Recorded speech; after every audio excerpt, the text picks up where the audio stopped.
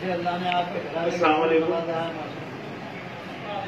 जो आज हमारे बच्चे और हमारे नौजवान साथी, हमारे भाई यहाँ से मुफ्तियान, ये मौलवी, कारी या हाफिज बने हैं, मैं उन सबको तहे दिल से मुबारकबाद पेश करता हूँ और आप सबसे जो यहाँ से फारिग होकर के जा रहे हैं, यही उम्मीद और यही विश्वास जताता हूँ कि आप देश के और स्टेट के अलग अलग कोने से आए हुए तलबा हैं। जैसे आपने अपने उस्ताद मोहतरम से तालीम हासिल की है और आप अपने उस्ताद मोहतरम का जलजला भी देख रहे हैं और तालीमी कुव्वत क्या है वो भी देख रहे हैं। मुझे उम्मीद है इसी जोश के साथ और इसी दीनी उमंग के साथ हिंदुस्तान के कोने में जाकर, अलग अलग कोने में जाकर के आप बच्चों को दीनी तालीम देने का काम करेंगे इंशाअल्लाह। पूरी उम्मीद हमें आपसे यही है। और अभी हजरत फरमा रहे थे जो आज हालात देश के हैं, हजरत इजाजत हो तो एक दो बात कहना चाहता हूं। ये सरजमी देवबंद की, ये वही देवबंद है जब 1857 की क्रांति शुरू हुई थी और देश के सामने बड़ा संकट था, बड़ी लड़ाई थी आजादी का।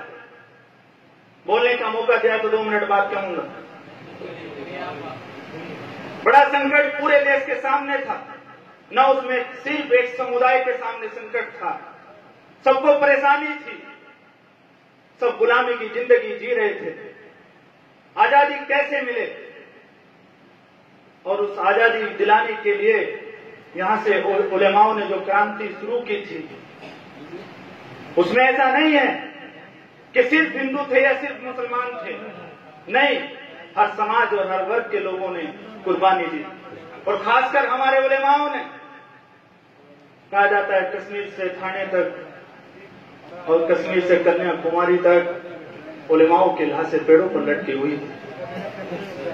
और आज ये क्या कहते हैं, हमसे हमारे हिंदुस्तानी होने का सबूत मांगते हैं। शायद गलत फहमी में हो लोग। मैं सलाम करता हूं जो यहां देवबंद की ईदगाह में हमारी माएं बहनें बैठी, आप लोग सड़कों पर निकले, हम लोग सड़कों पर निकले।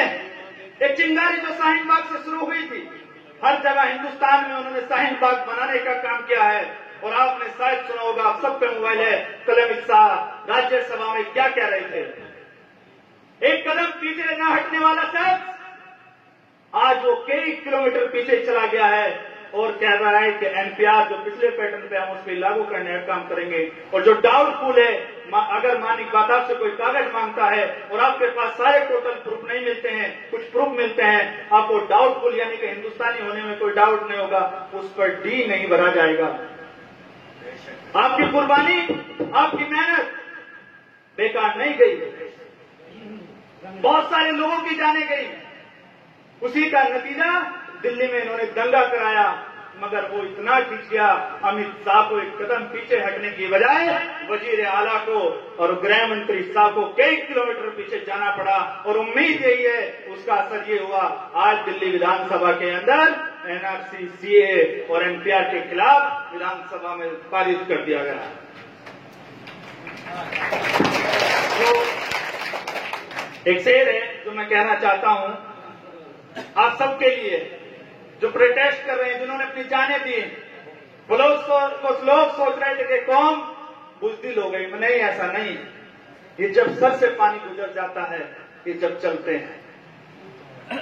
एक शेर है, तूफान कर रहा था मेरे अज़्म यानी कि साहस, तूफान कर रहा था मेरे अज़्म का तवा, दुनिया समझ रही थी मेरी कश्ती भंवर में है। शायद वो समझ बैठे थे कि आपकी कश्ती भंवर में है, मगर ऐसा नहीं है। मैं आपको एक बार फिर और हजरत को, सबसे ज्यादा हजरत को मुबारकबाद पेश करना चाहता हूं अभी हकीम रब्बानी साहब 4-5 साल का ब्यौरा दे रहे थे, जानकर बहुत खुशी हुई। इतनी मेहनत अपने इस्लाम के ऊपर, अपने बच्चों के ऊपर की है और इतने बच्चे कामयाब किए हैं। आपको मुबारकबाद पेश करता हूं और जो यहाँ से बच्चे फारिग हुए आप सबको एक बार मुबारकबाद पेश करता हूं। अस्सलाम वालेकुम। माशाअल्लाह, बहुत मुबारक, बहुत मुबारक। हजरात उलमा की कुर्बानियों को नेताजी